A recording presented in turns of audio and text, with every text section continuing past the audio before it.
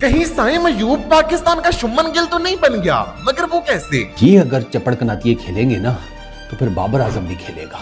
आप बाबर का नाम लेकर शादाब की सिलेक्शन को जस्टिफाई नहीं कर सकते, मगर वो क्यों? ये स्क्वाड देखकर ना बंदा ना अपना सर की जाकर दीवार में मारे। ये स्क्वाड नहीं है, ये मेरिट का सरेआम कत्ल किया गया पाकिस्तान क्रिकेट बोर्ड की तरफ से। और क्या सिर्फ अपनी अना को तस्कीन पहुंचाने के लिए ख्वाजा नाफे को इस स्क्वाड का हिस्सा बनाया गया है?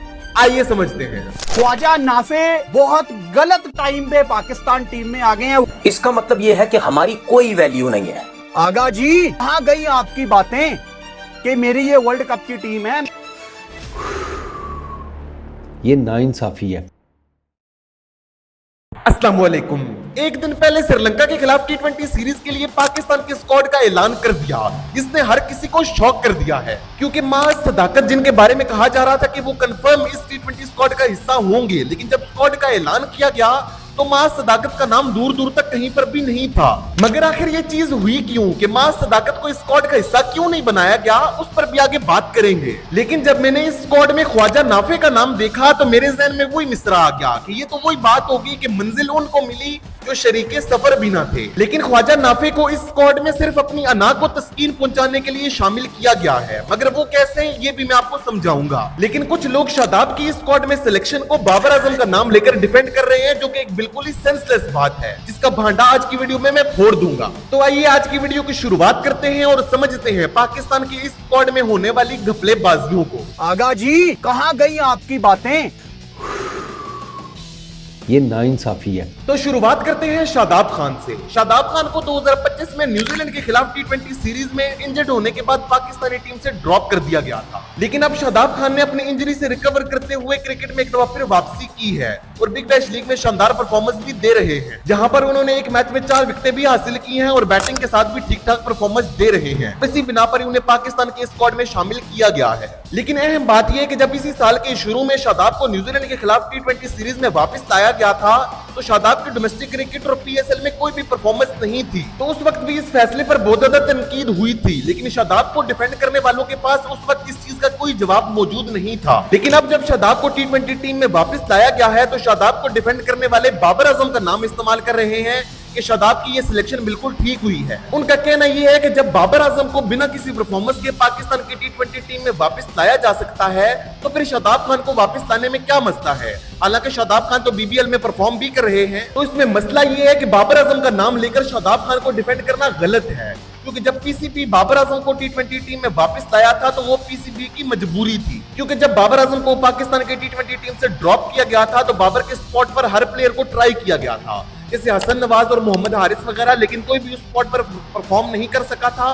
इसी वजह से बाबर को वापस लाना पीसीबी की मजबूरी बन चुकी थी। But on the other hand जहां तक बात है शादाब खान की, जब शादाब खान इंजर्ड होकर पाकिस्तानी टीम से बाहर हुए थे तो उन्हें रिप्लेस किया था अबरार अहमद, मोहम्मद नवाज और उस्मान तारिक जैसे बॉलर्स ने। लेकिन हैरानकुन तौर पर इन तीनों ने शादाब से बेहतर परफॉर्म कर दिया था, इसीलिए पाकिस्तानी टीम को शादाब खान की जरूरत नहीं थी। शादाब खान को पाकिस्तानी टीम में एक मजबूरी के तौर पर नहीं बल्कि एक चॉइस के तौर पर लाया गया है, यहाँ तक कि उन्हें वाइस कैप्टन भी बना दिया गया है। बाबर आजम को वापस लाना पाकिस्तान क्रिकेट बोर्ड की मजबूरी थी, क्योंकि बाबर आजम की जगह पर कोई भी और प्लेयर परफॉर्म नहीं कर पा रहा था, और क्योंकि हमने टी20 वर्ल्ड कप 2026 एशियन कंडीशंस में खेलना था और एशियन कंडीशंस में सीधे बल्ले वाले प्लेयर्स की बहुत ज्यादा अहमियत होती है, जो कि हम एशिया कप 2025 में देख चुके हैं कि हमारे पास सीधे बल्ले वाले प्लेयर्स नहीं थे, इसी वजह से हमारी बैटिंग की क्या हालत हुई थी। लेकिन अब जो लोग ये कहते थे कि हमें सीधे बल्ले वाले प्लेयर्स अपनी टी20 टीम में नहीं चाहिए, वही बाबर आजम को वापस लाए हैं, क्योंकि अब उन्हें समझ आ चुकी है। तो बाबर आजम को वापस लाना एक मजबूरी थी, लेकिन शादाब खान को एज अ चॉइस लाया जा रहा है, जो कि बिल्कुल गलत है। मैं इस चीज को किसी सूरत सपोर्ट नहीं करता कि अबरार अहमद, उस्मान तारिक या फिर मोहम्मद नवाज को में से किसी को भी ड्रॉप करके शादाब को पाकिस्तान के वर्ल्ड कप स्क्वाड में लाया जाए। उम्मीद है कि उन लोगों को जवाब मिल गया होगा जो ये सेंसलेस बात फैला रहे थे कि अगर बाबर को परफॉर्मेंस के बगैर वापस लाया गया था तो शादाब को क्यों नहीं लाया जा सकता। अब बात करते हैं महज सदाकत की। तो महज सदाकत ने साल 2025 में टी20 क्रिकेट में आग लगाकर रखी हुई है, जहां पर उन्होंने 2025 में पहले अपने पीएसएल डेब्यू पर 50 स्कोर की और उसके बाद राइजिंग स्टार एशिया कप 2025 में भी लगातार 3 man of the matches award जीतकर शानदार परफॉर्मेंस दी। इस परफॉर्मेंस के बाद उन्हें नेपाल प्रीमियर लीग में भी पिक कर लिया गया और वो वहां पर भी तबाही मचाकर आए हैं। लेकिन हमारे सिलेक्टर्स के मुताबिक उनके लिए ये सारी परफॉर्मेंसेस मैटर नहीं करती, उनके लिए मैटर करती है तो डोमेस्टिक क्रिकेट, तो कि मेरे ख्याल से एक बहुत बड़ा मजाक है। लेकिन खैर, अगर सिलेक्टर्स की मानी जाए तो उनके लिए डोमेस्टिक क्रिकेट मैटर करती है सिलेक्शन के लिए। तो महज सदाकत ने हालिया प्रेसिडेंट कप में भी शानदार परफॉर्मेंस दी है, जहां पर उन्होंने 5 मैचेस में 66 की बैटिंग एवरेज के साथ 2 50s और 2 सेंचुरीज की मदद से 374 रन बनाए हैं। लेकिन इस सब के बावजूद भी मां सदाकत को पाकिस्तान के स्क्वाड में शामिल नहीं किया गया, क्योंकि मेरे ख्याल से साइम अयूब के साथ पाकिस्तान क्रिकेट बोर्ड को कुछ खास ही प्यार हो गया है।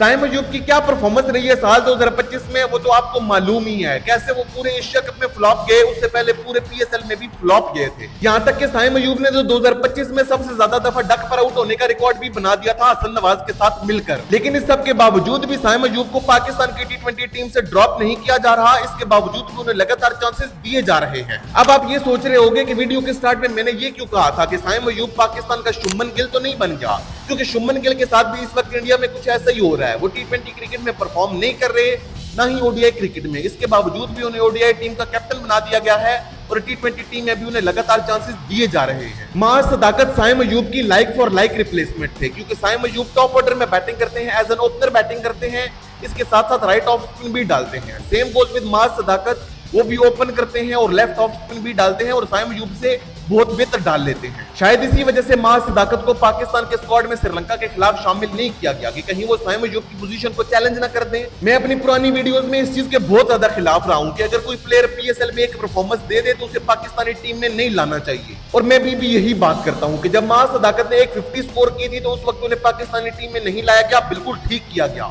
लेकिन अब मां सदाकत ने राइजिंग स्टार एशिया कप में भी अच्छी परफॉर्मेंस दी है, नेपाल प्रीमियर लीग में भी दी है और डोमेस्टिक क्रिकेट में भी अच्छी परफॉर्मेंस दी है। और इस वक्त मां सदाकत को पाकिस्तानी टीम में शामिल करना हमारी मजबूरी बन चुकी है, क्योंकि साहबजादा फरहान के साथ हमने हसन नवाज को ट्राई किया है, साइम अयूब को ट्राई किया है, मोहम्मद हारिस को ट्राई किया है, लेकिन कोई भी परफॉर्म नहीं कर पा रहा। और अब क्योंकि मां सदाकत की फॉर्म लगी हुई है T20 क्रिकेट में और वो अच्छे तरीके से रन बना रहे हैं और उनका कॉन्फिडेंस भी आसमान पर है, तो यहाँ पर मां सदाकत पर चांस लेना बनता था। और हो सकता था कि चैंपियंस ट्रॉफी 2017 वाला सीन रिपीट हो जाए, जैसे अहमद शहजाद को बाहर करके फखर जमान को ओपनिंग पर लाया गया था, तो फखर जमान ने उस टूर्नामेंट में तबाही मचा दी थी। ऐसा ही कुछ मां सदाकत T20 वर्ल्ड कप में भी कर दे। लेकिन शायद पाकिस्तान क्रिकेट बोर्ड को ना परफॉर्म करता हुआ साइम अयूब ज्यादा अच्छा लग रहा है मां सदाकत के मुकाबले में। तो ये तो बात हो गई कि मां सदाकत को इस स्क्वाड में शामिल क्यों नहीं किया गया। अब बात करते हैं ख्वाजा नाफे की कि आखिर उन्हें इस स्क्वाड में शामिल क्यों किया गया है। तो पहले ख्वाजा नाफे की परफॉर्मेंसेस पर कुछ नजर डाल देते हैं। PSL 2024 में ख्वाजा नाफे ने 23 की बैटिंग एवरेज और 121 के स्ट्राइक रेट के साथ 182 रन बनाए थे, जहां पर उन्होंने पहले ही मैच में 31 गेंदों पर 60 रन की एक शानदार इनिंग्स खेली थी। लेकिन उसके बाद वो पूरे टूर्नामेंट में कुछ भी नहीं कर पाए थे।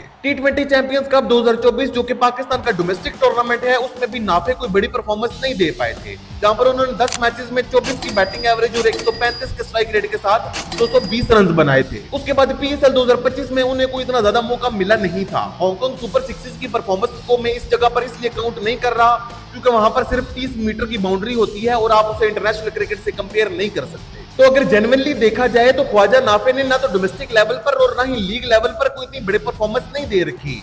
इसके बावजूद भी उन्हें पाकिस्तान के स्क्वाड में शामिल कर लिया गया है। तो उनको पाकिस्तान के स्क्वाड में शामिल करने के पीछे मुझे जो एक बहुत बड़ी रीजन समझ आती है वो ये है कि मोहम्मद रिजवान को पाकिस्तान की T20 टीम से जबरदस्ती बाहर रखना है। मोहम्मद रिजवान को जबरदस्ती T20 टीम से बाहर रख के मोहम्मद हारिस को लाया गया था, वो फेल हो गए, तो उस्मान खान को लाया गया, अब वो भी फेल हो चुके हैं। इसीलिए अब ख्वाजा नाफे पर एक ट्राई की जा रही है कि शायद श्रीलंका के खिलाफ T20 सीरीज में ख्वाजा नाफे क्लिक कर जाए, क्योंकि ख्वाजा नाफे भी एक विकेट कीपर बैटर हैं और हो सकता है कि T20 वर्ल्ड कप में मोहम्मद रिजवान को ना ही ले जाना पड़े। वैसे क्या ही कहने हैं पाकिस्तान क्रिकेट बोर्ड और हमारे सिलेक्टर्स के कि हमें 50 के एवरेज और 130 के स्ट्राइक रेट से खेलने वाला मोहम्मद रिजवान नहीं चाहिए, लेकिन हमें 132 के स्ट्राइक रेट और 23 के एवरेज से खेलने वाला ख्वाजा नाफे चाहिए। लेकिन फिर भी हमारी बेस्ट विशेष है ख्वाजा नाफे के लिए कि अब उन्हें जब पाकिस्तान के स्क्वाड में सिलेक्ट कर लिया गया है और अगर उन्हें डेब्यू करवाया जाता है तो वो अपने डेब्यू पर शानदार परफॉर्मेंस दें और पाकिस्तान का नाम दुनिया में रोशन करें। वैसे आपको क्या लगता है कि क्या पाकिस्तान क्रिकेट बोर्ड साइम अयूब को फेवर कर रहा है और क्या बाबर आजम का नाम लेकर